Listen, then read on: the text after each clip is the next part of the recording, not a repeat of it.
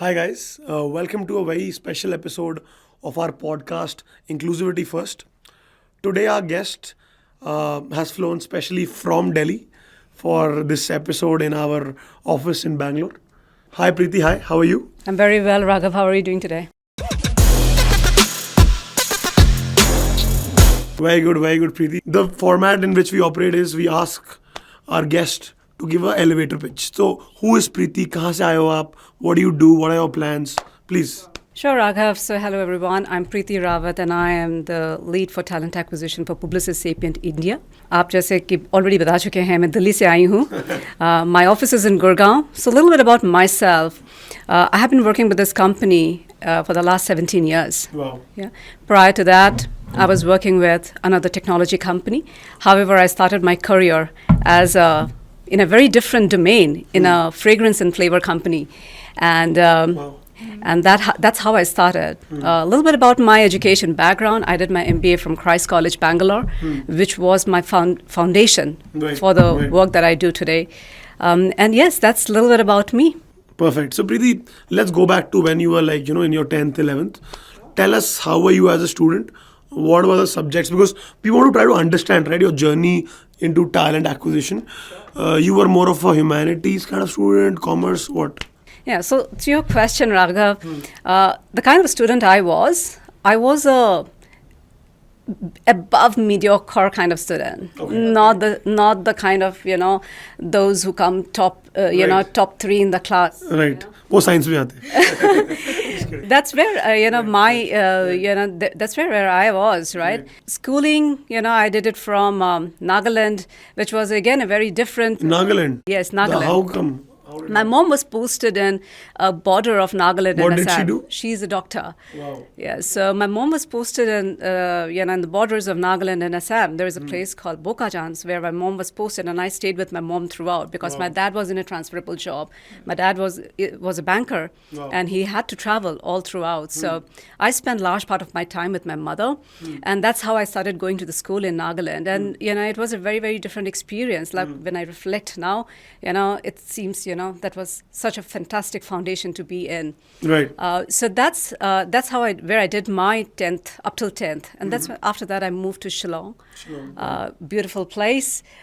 If you have not been to Shillong, I would strongly recommend you to visit Shillong. It's an amazing place. Right. I did my graduation up till graduation in Shillong and BSc. I had my subjects like zoology, botany because I had to do my graduation. My interest was a little different. What was your graduation in?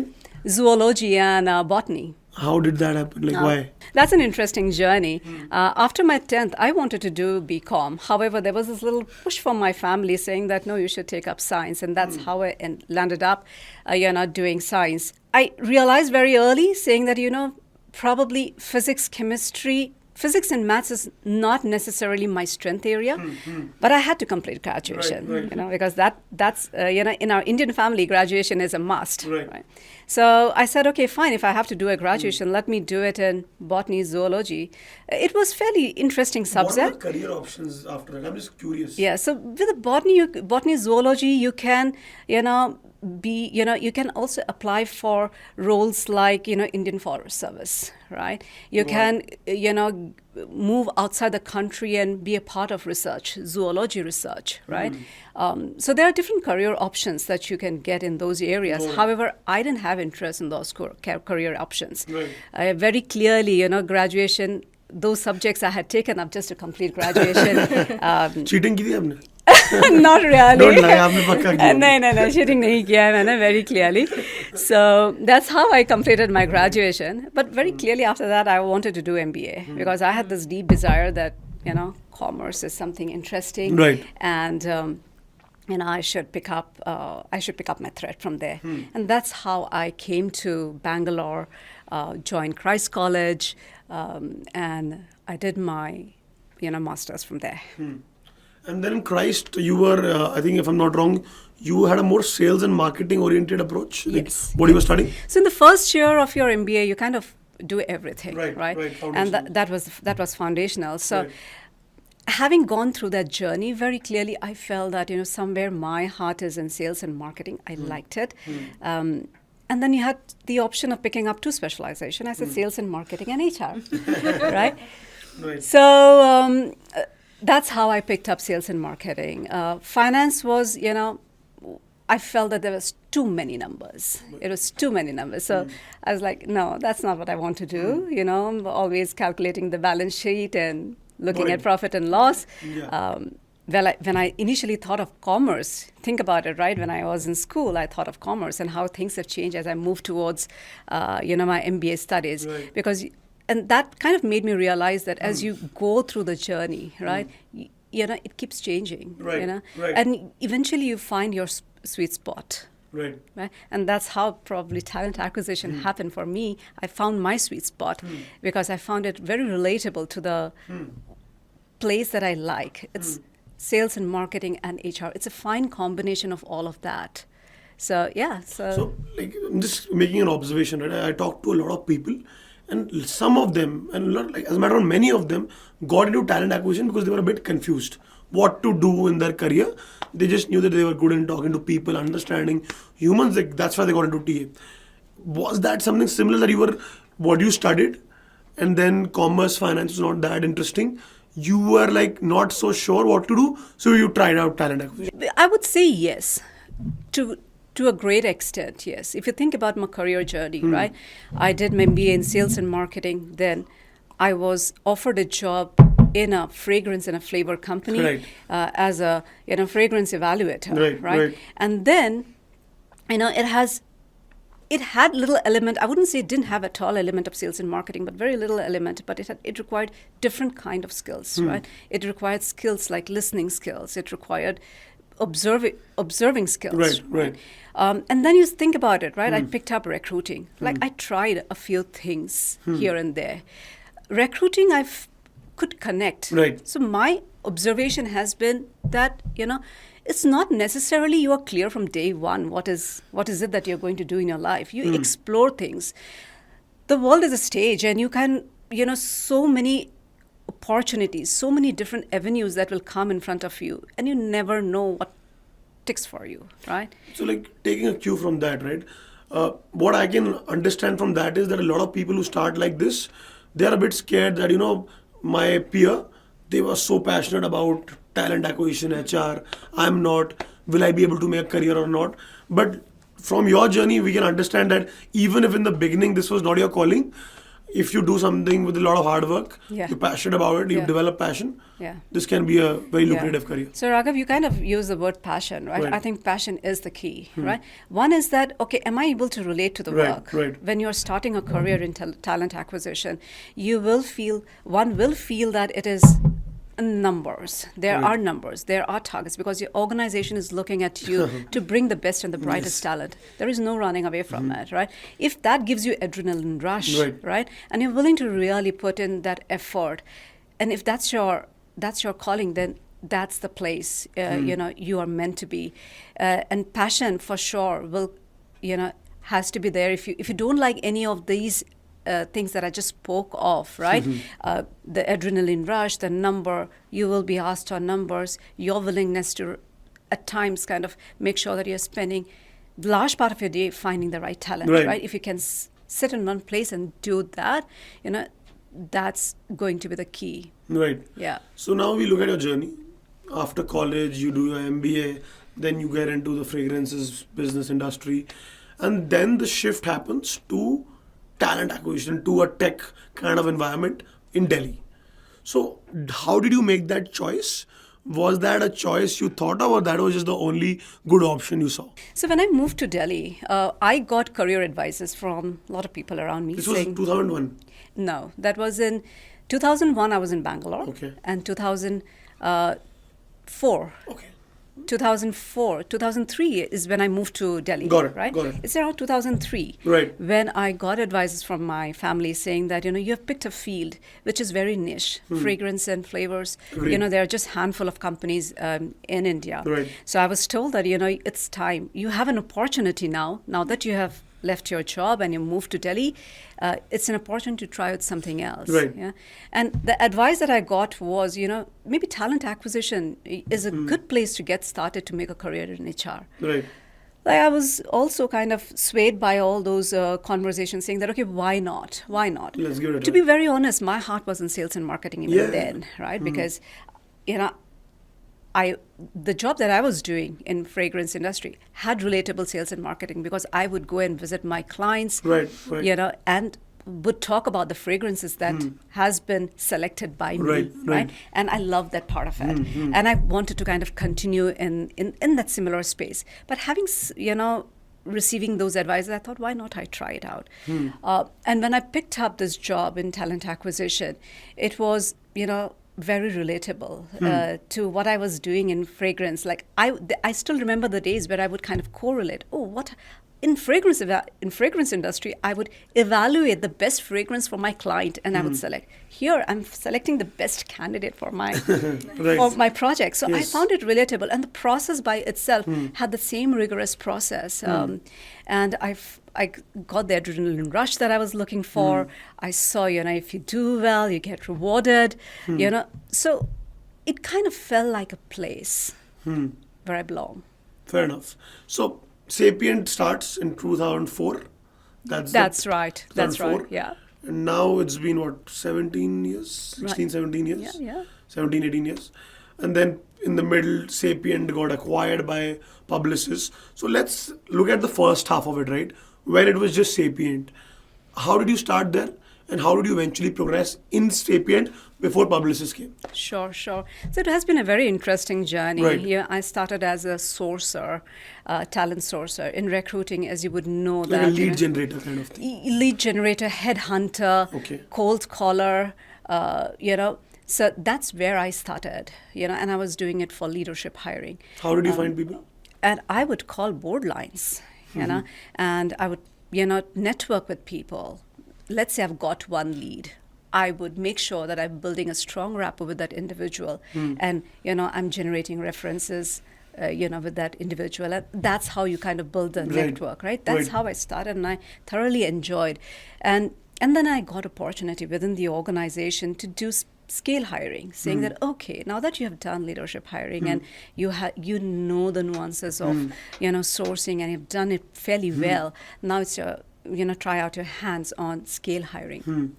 So I kind of picked up some of the scale recruiting where you have to hire in masses. That's a very different ballgame. Can you explain the difference between headhunting versus mass hiring? Yeah. Some things that are easier here and some things that are easier there. Yeah. Tougher here, tougher. Yeah. When you're doing headhunting, right, typically you will do it for, leadership roles, you will do it for senior level position. It requires a different bent of mind. It requires, number one, the whole networking skills, perseverance of making sure that you're calling up 10 different numbers in an organization, and you kind of just get one person to talk to, right? Versus on scale hiring, it is about speed. You have candidates available. In niche hiring, leadership hiring, you have to put a lot of effort finding. So does your ego play a role here? Because in leadership hiring, what I understand is that the person who you are recruiting has the upper hand.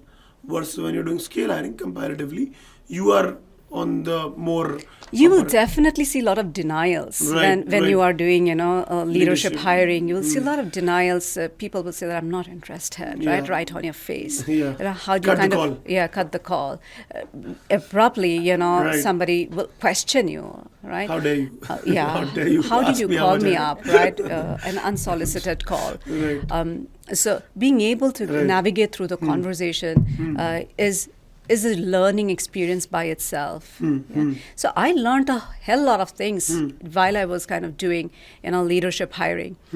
So I would say that if somebody is wanting to start a career, must start with sourcing, right? Because that's the foundation. Do the toughest things first, right? And the easy things will anyways fall in place. You don't have to. For me, scale hiring was a cakewalk, right? Because I have done all that bit, and here it was speed, right? You have to run.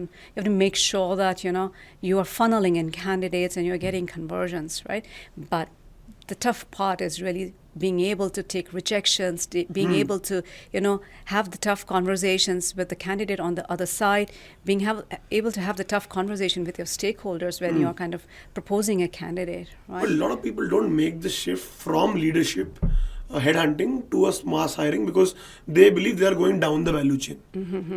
People I talk to in this industry, but you made that shift. What do you think of this thought? So my view is a little different. Right. When I you'll find both kind of candidates, right? People who have done in their early part of their career, something similar to what I have done. Right. Leadership hiring, sourcing candidates, and then moving to full scale hiring and the entire 9 yards of recruiting life cycle, right? And you will also find people who've started their career as a full stack recruiter doing everything, and then you kind of make a journey towards specializing in leadership hiring, right? Now both are okay. Yeah, it depends on what's your appetite, right? How much are you wanting to learn? If I were to just reflect back and were to think that, okay, if I would have started my career in scale hiring and then moved to leadership hiring, would my trajectory been different, right? I don't think so, No. right? Because opportunities come to you. What you make out of the opportunity is very key. But just think of this, right? When you were doing leadership hiring, you were ideally hiring for the senior level leadership that was being interviewed by the senior level leadership, right? So you were directly talking to the end stakeholder or to the creme de la creme of the organization, right? And that gave you a visibility inside the organization at a global level, if I'm not wrong. And now you are heading the whole talent acquisition function. So my question to you is, do you think that visibility you got that helped you in your career? It definitely helped, but also I have seen people who need not necessarily have done the way I have done that, but whenever they got the opportunity, they maximized. Right. Now, for example, if somebody has been doing a scale hiring, right, and has done a fantastic job and has followed the right processes and right methods to do it, you give them leadership hiring, they will apply the same methodology. It's the method that you apply, the way that you work, right? The emphasis might be a little different because in leadership hiring, you have different kind of stakeholders, but your craft is at the core. Right. So I don't think that matters a lot. How best you make out of it, of the opportunities that you have, are you really learning enough? Are you giving everything in it? Is the key. Right? Got it. Because skill hiring also has its own, fun part of it. Right. You have speed. You have to be really quick. You have to kind of know how quickly you need to move on. You can't stay on with the candidate. Right. Whereas in leadership hiring, you have to stay on with the candidate, right? And you have to learn both aspects. And the incentives are also good, right? In the scale, because the numbers you're doing, they're very good, right? Right. If I'm not wrong. So again, incentives, again, it depends on the organization. What is the incentive structure that they have built around it, right? But from a value standpoint, for a company, you need both kind of people, agreed. right? You need your entry-level workforce, you need your mid-level workforce, and you need senior-level workforce. And each of them has its, value in the entire chain. Sapient got acquired by Publicis in 2013? That's right, around that time. 2013. Yeah. And you were there from 2004-ish to 2013 in Sapient as an entity, right? Yeah. So that's 9 years. So 9 years, you started as what? In the sourcing department, right? Yes. And in 2013, what were you? I was probably somewhere at around senior manager. Senior manager. Right. So this was a very long journey. Before I talk about the acquisition, did you ever think of making a shift in this part? Because I'm sure there would be times you would be frustrated, things didn't pan out as you wanted. So you asked a very interesting question. So my initial days Right. in the organization, I definitely had thoughts that, okay, is this the place where I would Why? want? Because of, I thought I can do much more, right?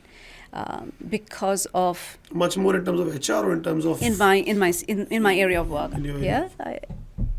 And it was a little different culture as well in my early formative days. I felt that I could do much more had it been another organization. I had joined from another tech company at that point in time. And they were calling me back saying that, we'll elevate your role. Right. Come That's a back. classic, right? Yeah, That's a classic. That's a classic. having said that, right, like, and that happened around when I was in the company for about 3 to 6 months in the company, right? And it was, for me, it was too early to say that, oh, this is, this is not the place for me. So I stayed on. I stayed on. I refused that opportunity.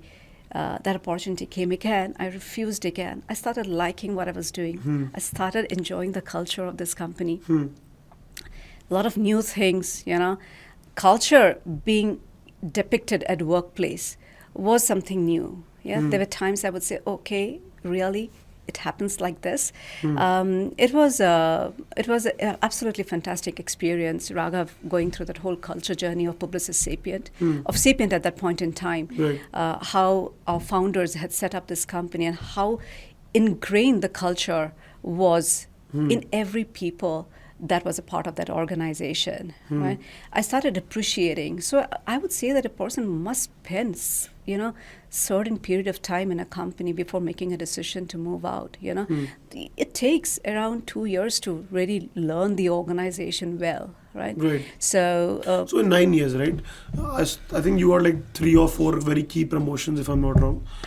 And that is a very fantastic journey. But thinking from your viewpoint, you might have thought I deserve more. So did you ever feel that, and not in the initial phase, in the mid phase around 2009, 8, 9-ish? Yeah. So maybe I was fortunate.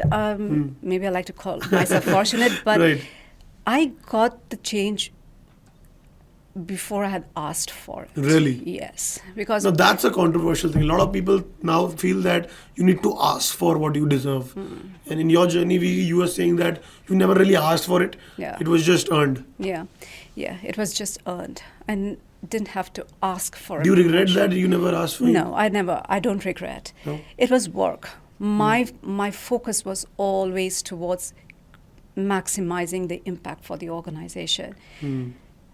And my managers took care of it. And they saw that, okay, Preeti is doing things well. We must move her up. Right. Yeah. And that's a very important, that built my trust in this organization as and when I moved, and year after year in this company. So to be fair, right? There were the moments where I thought that, oh, can I get a better opportunity? Yes, there were moments. Obviously. But, before it could crystallize something, I got elevated in my company. And there were times where, I thought that I need to work upon certain areas, right? I had coaches, I had mentors to say that, okay, where am I doing well? Where am I not doing well? So what is the role of mentors in your journey? And if you could name a couple of them. There were a lot of mentors in my, tenure with Sapient. Overall, not just Sapient, overall Publicis, Sapient. Role of mentors you would talk about. Yeah, mentors, I would say, is someone like a guiding light, right?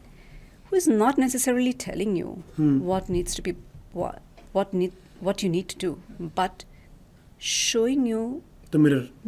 The path, right? Saying that, asking you those powerful questions, saying that, what do you want to do?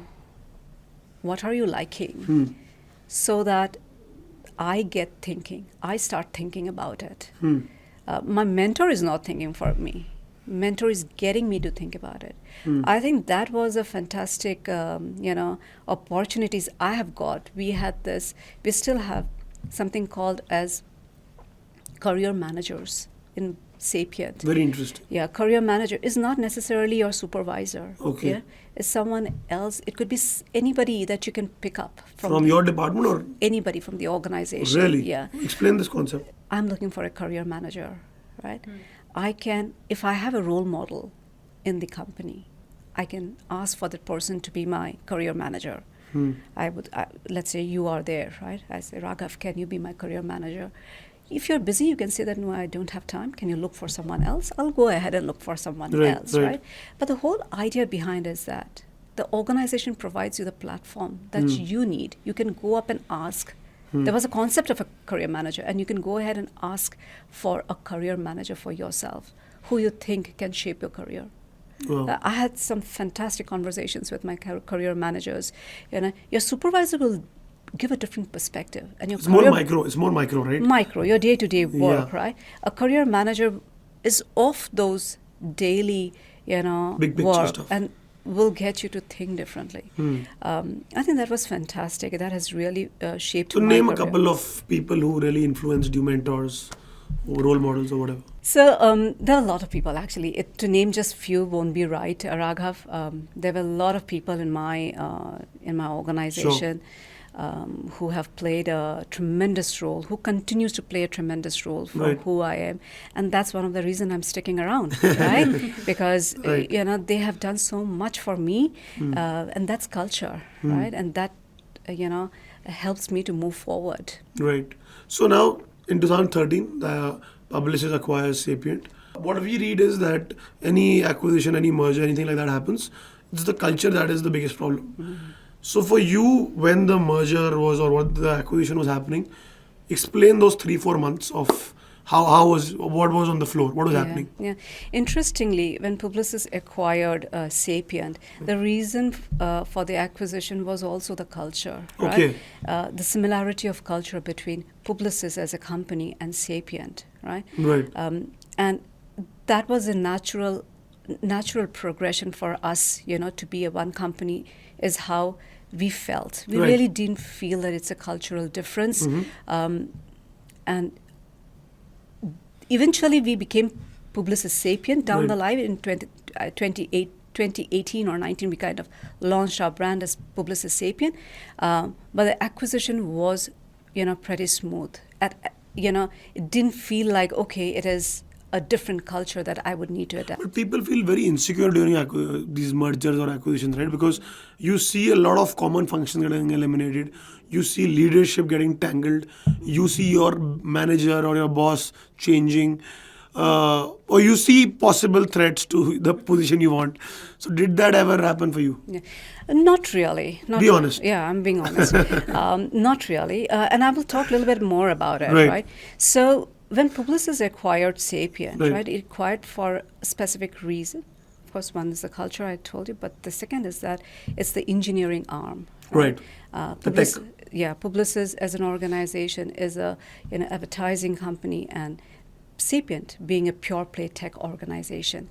And that's why, it made absolute sense for them to acquire us Right. and, be an extension to the company, right? So that was not necessarily, this threat of, elimination. I have been in this company for so many years, right? So Right. it's not that Never okay, came, never it occurred. never occurred, right? Okay, Very we nice. have to eliminate, the workforce, and because it has been acquired by a company. No, that was never the reason. We went through our own journey of acquisition, which was, understanding the business. Our business only grew from there on. Right, right. And, we became a much bigger, stronger brand. So Preeti, now my question for you is that a person who is starting their journey, right, in talent acquisition, the 22, 23, 24, what is that one piece of advice, just one, you'd want to give to them? My advice will be given your 100%, right? If you want to make a career in talent acquisition, then there is a lot of hard work. It is not a stepping stone to other HR function. No? One should not look at it like that. Got it. Yeah. If you're really passionate about bringing in the talent that creates the future for the organization, and you have the hunger and you're willing to put in that hard work, this is the place for you. It could be a very rewarding profession, provided you are in it 100%. You're willing to give in your, everything to it. Yeah. Yeah. But if you come and saying that, okay, I'm joining talent acquisition because, after some certain point in time, I will do HR, right? It works for some, but I personally do not make that recommendation, Makes right? sense. Yeah. Yeah. So Preeti, in this talent acquisition space, right, this work-life balance, people have a big challenge with, right? To maintain that, because you have deadlines, you have to do closures, you have to do calls, then the offer dropouts are happening, you need to have a backup candidate. You know what I mean, right? So how did you maintain your work-life balance, and what do you do other than work? Yeah. So one is, your time management. You know that you have only these many hours in a day, right? And you need to prioritize. I think planning, time management is key. Strategy is a key for a recruiter. You need to figure out, which part of your Right. entire life cycle is, how much time you need to plug it in. What is the pipeline that you require to get your conversions, right? Are you spending too much time with a candidate? Are you spending too less a time with a candidate? I would say a reflective mindset for a recruiter is absolutely, absolutely important, right? To be successful and manage the time. Otherwise, there is no end to it. You will end up working 24/7, which is definitely not advisable, and it's also not productive. Right. Yeah? It requires solid, planning and management of your time. And So what happens is, in the TS space, a lot of people have to work on the weekends because the candidates are more active during the weekends, and a lot of people are annoyed about this space. So I'm sure you also, in your time when you were in this as a recruiter kind of thing, you had to work over the weekends. Did you? Yeah, I did work over the weekends, and we have hiring drives over the weekend, and we kind of make sure that we all are doing, we have a roster created. More importantly, Raghav, it is about outcomes, right? If I have to do something, I have to do something, right? And I will manage my time. I also know that I need to give time to my family. I need time for my own self, my own mental well-being, and I have my work to to take care of. So how do you manage between all these three areas, right? There are times that you have to do more of your personal stuff, less of work. Sure, we prioritize your family, right? There are times when your work requires you more than, your other stuff. Sure, prioritize that. More importantly, be very glued to the outcomes and plan your activities to get to the outcome. Perfect. So Preeti, what do you do in your personal time other than working? Like, tell us some about your hobbies. What else do you do? Right. So, Raghav, I'm a fitness freak. Oh, yeah. We can see that. Definitely. Besides recruiting, I like, really taking care of myself. I meditate. I do yoga. My daily routine is, as soon as I get up, I freshen up myself, and I do my 21 minutes of yoga. Okay. And that's when I get started with my day. Wow. And then I hit the gym. I work out. Gym is, of course, not daily. Like, at least I try to hit thrice or 4 times a week. I'm also a Reebok certified fitness trainer. Oh, wow. So that's my passion, which is why I got the certification. CrossFit. Not a CrossFit. Not a CrossFit. It's a aerobics trainer. Right. So I'm into fitness. I like being fit. I like recommending people to be fit, because if you have a healthy body and a healthy mind, you are at your best at workplace. Thank you so much, Preeti. My segment is done. Now I pass it over to Ankita to talk about diversity and inclusion in a workplace. Sure. Thank you, Raghav. Loved the conversation, Preeti, and I'm very excited. It's like a dream to talk to you today. Thank you so much for coming here. My question before I start talking about Publicis Sapient, because I've been following their work. They do a great job with diversity and inclusion, but I'm sure that you're a very important person for it. So how did you start your diversity journey as an individual, and how Publicis Sapient started their DEI journey? Sure. For Publicis Sapient, diversity and inclusion has always been a part of our culture. Yeah, it's a part of our fabric ever since its inception. However, we felt that having been done so much of work in this space, we have an opportunity to create far larger impact on diverse groups and diverse communities. Yeah? During the same time, it was a couple of years back, Ankita, when DEI Council was set up in India. Yeah? What is that? DEI Council, the purpose of DEI Council is to bring in leaders to enable them to build confidence, to talk about diversity, inclusion in the larger community. And this is a private body? No, it is our, we built it internally within our organization. Okay, More like an ERG? It is slightly more broader than an ERG, right? It's bringing in all the leaders across different functions. What is ERG? Employee resource groups. Yeah, so groups curated to Right. More. Yeah. So, bringing in all the leaders from different functions to be a part of the DEI Council and essentially enabling them to talk about diversity, inclusion, and equity with confidence. Right? I was a part of DEI Council. At that point in time, I had taken the role of Publicis India Talent Acquisition Leader. And, as a part of DEI Council, there were a lot of sessions, there were a lot of conversations, training program, discussions, stories that were discussed, that were spoken of. And that enabled me, helped me to strengthen my belief in the DEI effort of our company. And I felt that being in the position of a talent acquisition leader, I have a huge opportunity to make an impact to the organization's goal in DEI. So I think that's how I got started. And what was the strategy that you followed for Publicis Sapient to hire more diverse candidates? Sure. Mainly, if I were to just think about the strategy, talent acquisition strategy, to increase more of our diversity, inclusion, and equity within the company, I could recall of 4 or 5 things, right? Number one, very important, building awareness among our teams, among the interview panels, among the stakeholders.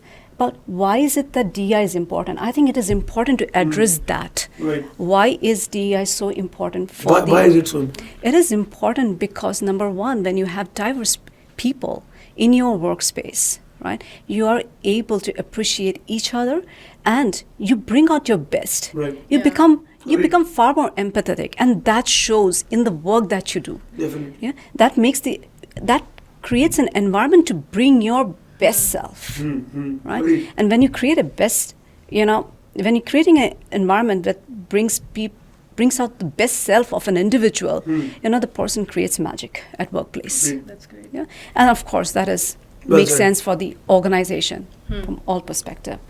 So that is awareness. I think that is a key part of it. We ran sensitization training program across our hiring teams, across interview panels, across leaders to address things like unconscious bias. Yeah, the kind of conversation we should have, right? What are do's and don'ts? Can you give an example of an unconscious bias you saw? Yeah. The bias is that for women, work is not necessarily very important, right? It is secondary for them. You've heard That people is believe the that or unconscious say bias, that. Yes, there is this, perception, and then perception leads to biases. At least in the Indian society. Yeah. Bias around people with disability. They will not be able to deliver the kind of work that we want, right? People who don't have necessary experience, they cannot be groomed, right? So a lot of biases that, unconsciously we get into it. And those training really helped me as an individual, Right. helped the, interview panels, the team, first to understand that. I think that awareness session was number one, the key. Sensitization. Sensitization. Right? The second one is building or expanding your talent pool. Right? How do you expand your talent pool? Like, while it is great to kind of have DEI as a part of our talent acquisition strategy, but we need people as well, Yeah. right? Now, your regular channels don't necessarily work, right? You have to think beyond it. Yeah? So when you mean regular channels, it's like job platforms. Job or platforms, Naukri, et cetera, yes. You have to kind of think about it differently. For example, we had redone our job descriptions completely to remove all the biases, right? And a job description was, is biased when you put words like, aggressive. Yeah, there are tools that helps you to remove all those biases from the job description so that you get more diverse applicants to apply. We Very did that. interesting. Yeah, But that- I think that's a mistake we do. I never realized that. What I'm just realizing, speaking to you, because aggressive. Now that I think, looks like a, very, very masculine. yeah. Yeah. Never thought of it. Thank So you. what are these tools? There are a bunch of tools, Ankita, that you can explore. I'm unable to recall which Okay. tool that we were Okay. using, but there's so many of them, Okay. right? You can use any one of them to kind of do remove the biases. Okay. That's one. Second is referral. Right now, referral, one is that you kind of launch a referral program. Second is really you kind of you've done the sensitization and telling people that explore your network, think beyond, and that requires road shows, team-wise discussions, making it a part of our conversation, right? Third, which has really helped us increase, is partnership with specialized agencies, colleges. That has also helped us to kind of increase our pool. We also launched a program known as Spring Program, which is Women Returnee Program. Okay. Yeah, they have people who've taken a break for a year or more than a year, really bringing them back to workplace, right? And when you bring them back to workplace, this is not just about recruiting effort. It is about really bringing, your entire ecosystem to support them. We need, the delivery team. We need learning and development team, the onboarding team, other people functions to really set them up for success. Because it's not about just hiring; it is setting up people for success, right? This is returnee program. This is for females who have for who were pregnant and then came back, or how does it? Any kind of break, yeah. Yeah. So have taken more than a year break and want to come. And why do they usually take this break? I want to understand. Different, like you rightly said, you had a baby and you kind of want to prioritize your personal stuff, or you have something else, you have a personal thing to take care of. So that's another one. What else can I think of? This is for men also, if they took a break. This is a spring program. Okay. Yeah, we have launched it to really improve our women diversity in our organization. So, which is why we kind of launched it. We felt that this was required to bring in the kind of gender percentage in our organization. Then we ran campaigns on within our company to bring in people with disability from other underrepresented groups like LGBTQI. These are some of the things that I could think of, Ankita, to increase the talent pool. So what I hear from you is basically, as we have been interviewing, right? So we have heard that they are making their base right, like JDs, gender neutral, sensitivity first, and then they go ahead and hire candidates from diverse communities. But we have seen in a lot of organizations, they hire first, and then eventually they leave. And they don't think sensitization being a very big aspect to do such programs. So what is your thought on why sensitization should be done initially itself, then after hiring? Yeah, so sensitization is the key. That's a step one. Step one. So we at Publicis Sapient, we have made sensitization program a part of our onboarding program. That's Really? great. Yeah. That's great. Wow, Actually, amazing. that removes all the biases. Yeah. So before a person comes into the organization, is sensitized about it. Yeah, and that has helped us to become truly inclusive in nature. I would say that every organization must do that. Every organization which truly wants to become, diverse, inclusive, and equitable must run their sensitization program in the big as soon as you bring in a person, then doing it later. Doing it later is a lot of more hard work, and also, it's not necessarily so effective. Okay. Right. Diversity, equity, and inclusion is not talent Just a TA TA's job. job, Or right? DNI It is, leader job, yeah. or a DNI leader's job. It is entire organization. Now, as a TA function, what we do is that we collaborate with people. We bring everyone together, right? Make it a part of our conversation. Like we make it a part of our recruiters, myself, we make it a part of our conversations with our teams, with our peer groups, with our stakeholders, and our interview panel on a regular basis. And it is important to do it on a regular basis because you tend to kind of just go back to your regular schedule, right? And that's very important to make this conversation a regular conversation and not one-off conversations. That is the third part of our strategy. And fourth, I would say, measuring the effort, the DEI effort. While we are doing a lot of things, which one is giving us the outcome? How do you measure it? Yeah. They're different, like how funneling. Are we funneling it right? Right? Are we, business leaders? Are they building teams with the right percentages? Right? You look at all of that. We look at all of that, yeah, and we talk about it in our leadership meetings. Wow. Yeah, so that's very important to keep DEI in the front and center of the organization. So what usually happens is when people talk about D&I, it's mainly gender driven. So for you, is it just gender driven or there are other aspects also? There are definitely other aspects, right? For example, people with disability, Women Returnee Program, your LGBTQI community. So there are a lot of other groups, and that's what BRGs are, right? We have about good 8 to 10 BRGs that we run within the organization. BRGs is Business resource groups. Okay. Yeah. Got it. Yeah. So tell me one thing, right? Like L&D, learning and development, right? A lot of these people from underrepresented groups, when they come, the level playing field was not the same. Yeah. So they require some level of training, stuff like that. So how critical is the internal L&D department here?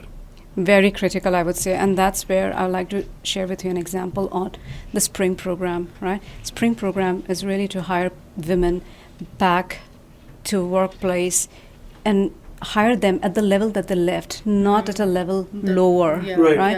Yeah. It is, and this is what differentiates Publicis Sapient's, Women Returnee Program from many other organizations, right? We kind of hire them at where they left. And the whole idea of the learning and development team is to bring them up to speed, to be at the place that their peer group is. Right. Yeah. And that requires, we have a good 6 to 8 months of mentoring sessions, Wow. buddy alignment, to make sure that the individual is making progress. Yeah, somebody is there to ask that individual, how are you doing? What are the challenges you are facing? There are self-paced learning programs that has been designed to make this program successful, and it is a fairly successful program, our Spring program at Publicis. So I have also seen that mostly diverse talent is hired on a junior level or lateral level. There's always a problem to see, like not just women, I'm talking about people with disability and LGBT candidates to reach at a leadership role. So what are the roles that you are playing at this moment, your organization is playing to ensure that they move to leadership roles? I think that whole coaching, mentoring session, number one, we need to hire them, right? And second, really coach and mentor for them to be able to play at the level playing field, Okay. right? We all understand that not necessarily, the different communities, they have started at the same level. They would have started at a different level because of various reasons, right? And hence it is important that we kind of elevate them by focusing more on their development, because they didn't start same, right? Right. That's great. And then the individual sees progress over the period of time. So one more question, sir. So I have seen that culture plays a very important role in any team. Now let's not talk organization, let's talk team-wise. How we can improve a culture of the team and it can improve in the results of the team? So talking about the culture, I take a lot of pride being at Publicis Sapient and working with an organization which is so rich in culture. Right? Inclusive collaboration is one of our culture.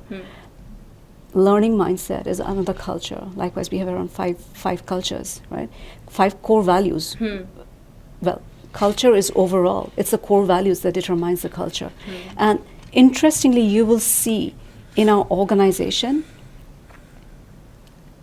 a common theme across people and the leaders that holds everyone together is the culture of the company. Everyone will depict a certain similarity in behavior, and that is the culture, right? If you were to speak with people in the industry as to what is it that you like about Publicis Sapient, they will say culture. Those 5 core values that I spoke of, Ankita, is our guiding light. Like, we spoke about DEI, part of our onboarding session. Core values is a part of our onboarding session. Because people join us from different kind of organizations, different values. Right. How do you kind of get that person to believe in the core values, right? the leader plays a very important role to live the core values. And every leader in our organization does that consciously. If I were to talk about my function, talent acquisition function, I tell my people that at any point in time, you feel confused whether this is a right behavior or a wrong behavior. Right. Just look at our core values. Okay. You will get the answer. So, Preeti, what are the 5 values, core values of Publicis Sapient? The 5 core values, Raghav, that we kind of live by is engaging with openness, inclusive collaboration, partnering for client impact, embracing the future, and learning mindset. Now, each of those core values are truly defining principles for us. Right. At any point in time, a new joiner in your organization feels a little lost. My recommendation to them is that look up the core values and you will get the answer. Essentially, the entire essence of the company, why we exist and how we need to behave, Right. is in the core values. And how well do you make sure they're practiced? How do you ensure that they're practiced? It is by your behaviors in your day in and day out conversation. Is it part of operations also? It is a part. It is given. It is given that you're living your core values, right? If you live your core values, that's when you Move up. work towards the goal of the organization. And if you think about it, each of these, engaging with openness, inclusive collaboration, partner for client impact, learning mindset, embracing the future, it is very true to oneself. Right. It is not, very different from being who you should be. Right. These are the values that we live by in our life as well. So it comes naturally to people. Makes sense. So it is very relatable, and that helps the organization to build that culture within the company. It's the people who defines the culture of the company, and the behaviors that you exhibit is the key to it. If everybody behaves as per our core values, we are able to create so much more impact for our people, for our clients, for the organization. Perfect. Sure. So I'm going to ask you the last question, because all the audience over here, there might be a lot of TA leaders. So what is your advice to those TA leaders to start their diversity and inclusion journey in the organization? So Ankita, I will kind of make this message more for talent acquisition community, right? Not just TA leaders. Number one, my message to the talent acquisition fraternity will be that spend time to understand why is DEI important for you. Yeah? That one should always find out time to internalize that before hitting the ground. Because once you have internalized why DEI is important for you, a lot of passion will come at the workplace, and you will start doing things without being necessarily told. It wouldn't seem like there is an additional lens. You will feel that you need to do this, right? I think that's a key part of it. Second advice will be that make it a part of your active conversation on a regular basis with your colleagues, with your leaders, with your team members, with your stakeholders. With your family. With your family, absolutely, 100%. Thanks for adding in, Ankita. So I think that's, again, a very critical part to making the DEI journey successful in the organization. Perfect. Thank you, Preeti. Really, really appreciate your time. Thank you so much for coming. Thank you, Raghav. Thank you so much Ankita. Thank you for coming. having me in here, and it was Loved the fantastic conversation. chatting with both of you. Definitely. Thank you. Thank you.